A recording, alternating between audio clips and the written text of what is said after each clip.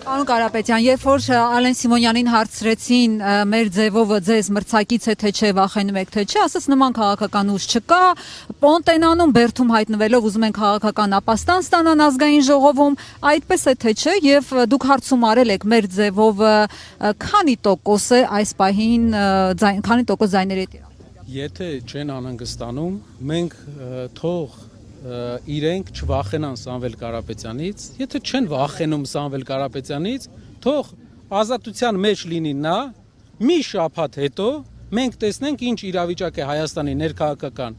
ընդհանուր դաշտում եւ ինչ իրավիճակ է մեր հասարակության մեջ։ Եթե իրենք չեն վախենում 37 վայրկյանանոց հարցազրույցի հոդվածով 6 ամիս մարդուն պահել կալանքի տակ, ինձ թվում է դա հաստատ ինքնավստահության ցուցիչ չէ, այլ մի քիչ ուրիշ բանի ցուցիչ է։ Պարոն Կարապետյան, ամեն շաբաթ կարող են մեղադրանք լրացնեն, հետո այդ մեղադրանքը մերժվի, ցույց տրվի դրա սին լինելը եւ իրենք փորձեն ինչ որ ձև երկարացնեն։ Դուք պատկերացնում եք 3 ամիս, 4 ամիս մարդիկ մենք ունենալով տասնյակ հարյուրավոր ընկերություններ Հայաստանում գործ չեն կարող գտնեն։ Սա ցույց չի տալիս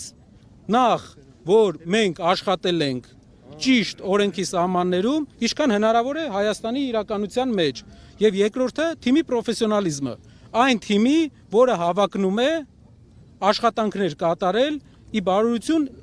որ մեր հայրենիքի։ Սենց որ գնա կներեք, էլի սրան լրացնեմ ուղղակի Նարեկ ջան կներես, պարոն Կարապետյան, տեսեք, փողերի լվացում, հարկեր турքեր չմուծել, իշխանության զավթման կոչ եւ այլն, այսպես որ գնա կարող է Սամվել Կարապետյանին նաեւ պատերազմի մեջ մեղադրեն, Աշխարհի բոլոր անտրամաբանական մեղադրանքների մեջ պրոֆեսիոնալ դարձած ուժը, որը ինդուստրիալ մասշտաբի է դա հանել, հնարավոր շատ բան անի, բայց մեր հասարակությունը արդեն իմունիտետ ունի ստերի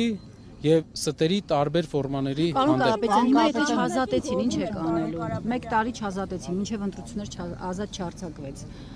Ինչ եք անելու, որն է ձեր գործողությունները։ Իրենք տեսնելու են հասարակության աճող բողոքը, որը այսօր էլ կա, մեր գիտեք ինչներ իրանց հաշվարկը։ Որն է։ Որ Տոմսերը կառնեք կգնաք Ռուսաստան։ Որ կգնանք Ռուսաստան, բայց իրենք մի բան հաշվի չեն առել, որ մենք այստեղ Սամվել Կարապետյանը մինչև իմ տարիքը Հայաստան է ապրել, մենք բոլորս 200 տարի մեր տունը նույն վայրում է, ինչ որ 200 տարի առաջ ու նույն տեղն ենք ապրում այս 200 տարի, մեր ընտանիքը։ Այսինքն ու բացի դրանից ոչ, Լեռնավիթ գյուղի մեր տունը, որտեղ հիմա բնակվում են մեր մեծերը։ Պարոն Կարապետյան, Ամստերդամի խոսքերի մեջ շարունակեմ, կարևոր բան կար։ Հա, իրենց հաշվարկը ուղղակի, որ բոլոր մարդիկ, ովքեր ունեն ֆինանսներ, սիրում են կոմֆորտ, բայց իրենք չեն հասկանում մարդկանց գաղափարականությունը։ Եվ հիմա ամեն օր իրենք զգալու են այդ գաղափարականությունը մարդկանց ու զգալու են, որ չի ստացվում ոնց որ մարդու վրա ճնշում գործադրել, որովհետև արդեն իրենց մոտ դեֆորմացիա կա, բոլոր մարդկանց կարծիքները ջարդելու կալանքի միջոցով մասնագիտական դեֆորմացիա են ենթարկվել, իսկ դրա ճանապարհը վերջում բռնապետությունն է։ Իհարկե դուք բացառում եք, որ տաշիր ընկերությունների խմբում ընդհանրապես կոռուպցիոն որևէ ռիսկ չկա եւ այս ուսումնասիրությունները ցույց են տալու, որ իշխանությունների մեղադրանքները իրավապահ համակարգի մեղադրանքները սին են։ Նայեք, կոռուպցիոն ասելով, Նայեք ջան, դուք նկատի ունեք, եթե ընկերության մեջ կա կոռուպցիոն ինչ որ պրոբլեմ, մենք ենք դուժողը։ Շվի չեն առնում, որ երբ որ ստուգում են այն ընկերությունները, որոնք մեր են, որ մենք ենք սեփականատերը, եթե կոռուպցիոն պրոբլեմները չլինեն, մեր շահույթը կավելանա։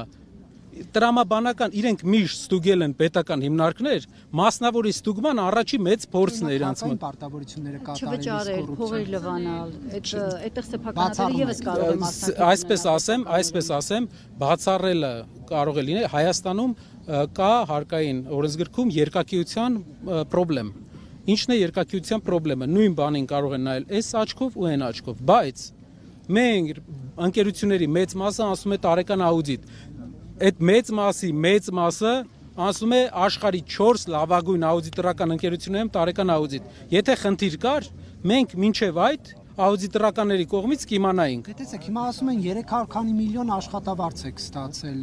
մեկ տարվա մեջ, դա արդեն կոռուպցիոն ռիսկ չի Չէ, կար։ այդպես բան չեն ասել։ Այդ 300 քանի միլիոնը ինչքան ժամանակ։ Չէ, դա իմ մասին չէր։ Այդ 300 միլիոնը մի տարվա ինչ որ այդ ինչ բանը, դա իմ մասին չէր։ Իսկ մյուս մի հատ երկրորդ բան, որ որպես տնօրենների խորհրդի անդամ ոչ թե նախագահ, որովհետև երբ որ եղել եմ նախագահ, հրաժարվել եմ աշխատավարձից, իսկ երբ որ եղել եմ այսինքն մնացել է հեծում այդ գումարը։ հա Պարոն Կարապետյան, ամեն իսկ երբ որ եղել եմ անդամ, այդ աշխատավարձը փոխանցել ենք մեր բարեգործականին, բայց ելի եմ ուզում ասեմ, բայց էդ էլ է մեր գրպանը, այո, Անի ջան, բայց հաշվի առեք, որ հեծնել, դա տնօրենների խորհրդին վճարում է իր սեփական միջոցներից, այսինքն հեծի սեփականատիրոջ միջոցներից։ Սա ամբողջ հաշվարկ վիճակում պարոն Կարապետյան, այդքան բարձր աշխատավարձ ստանաք։ Նարեկ ջան, աշխատավարձը վճարվում է բարեգործական հիմնադրամին, փոխանցում էր, բայց կարևոր բան ասեմ, տխուր վիճակի հետ կապված։ Ներդրումային մեր սակագնայինի թույլ տված մաքսիմալ ներդրումները մենք արել ենք։ Էֆեկտիվության խնդիր եղել է, իհարկե եղել է։ Դրա համար ես 6 ամիս առաջ նշանակվել եմ Հեծի տնօրենների խորհրդի նախագահ, որ այդ էֆեկտիվության հարցը լուծենք։ 6 ամսվա ընթացքում անջատումների քանակը ՀՑԿ-ի տվյալներով 25% իջել էր։ Իդեպ Նիկոլ Փաշինյանը Հեծի հետ Լավ կապված ցուցանիշ է թե վատ։ երկու սցենար է հայտարարել։ Բայց լավ ցուցանիշ է թե վատ 25%։ Ուսումնասիրեմ, որ ասեմ, ներողություն էլի։ Պարոն Կարապետյան, Նիկոլ Փաշինյանը Հեծի հետ կապված երկու սցենար է ներկայացրել։ Նշում է, որ կամ դա պետք է պետականացվի, կամ պետականացվի եւ տրվի էներգետիկ ոլորտի կառավարչի։ Դեռ գիտենք, որ վարույթ է ընթանում եւ վարչապետը նման հայտարարություն է անում։ Դուք սա ինչպես եք մեկնաբանում։ Օրինակ հանձնաժողովի նախագահն ասում է, որ ոչ բնավ վարչապետի այս հայտարարությունը մեզ համար ուղղորդում չէ։ Դուք այդպես կարծում եք։ Երկու բան, առաջինը դուք հիշում եք, որ Նոբելյան մրցանակ ստացած այս տարվա 24 թվականի, այսինքն նախորդ տարվա Նոբելյան մրցանակակիրը տնտեսագիտության գծով հայտարարեց մեր շարժման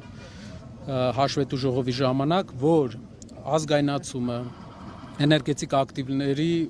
սեփականաշնորհման դեմ քայլերը վատ ազդեցություն են ունենալու երկրի տնտեսական մրցակցայնության վրա։ Այսինքն այո, Moody's-ը հենց իրենք սկսեցին դրա մասին խոսել, Moody's-ի վարկանշով հեծի իջավ։ Իդեպ եւս մեկ անգամ ուզում եմ հիշեցնել, հեծը մենք գնել ենք այն ժամանակ, երբ ուներ մինուս իմ հիշելով 30-40 միլիոն դոլար մինուս եւ շատ մեծ գումարով, այսինքն ընդհանուր գործարքի արժեքը շատ մեծ էր։ Մնացել էր սնանկության 3 ամիս։ Դրանից հետո մենք գնել ենք, դարձրել ենք Հայաստանի վարկանիշից ավելի բարձր հիմնարկ։ Հեծում եղել է խնդրեմ, իհարկե եղել է, Հայաստանում ուր չկա խնդրեմ։ Մեր նույն հասարակությունն է իր խնդիրներով, բայց որպես սեփականատերը ինչ է կառավարում։ Նա ներդրումներն է կառավարում, կորուստները իջել է 13-ից 6% Չեխիայի մակարդակին է հասել, ներդրումներն Հայաստանում իրենք ամբողջ տարին բերում են օտարերկա 70-80 միլիոն ներդրում։ Փաշինյանի հայտարարությունը ճնշում համարում եք թե ոչ։ Էս էլ ասեմ։ Մարդիկ սպասում են, դժգոհ է, բազմաթիվ մարդիկ են հավաքվել, սպասում են։ Ամեն դեպքում մի հարց էլի։ Շնորհակալ եմ։ Գործընկերներ, շնորհակալություն։ Շնորհակալություն, հարգելի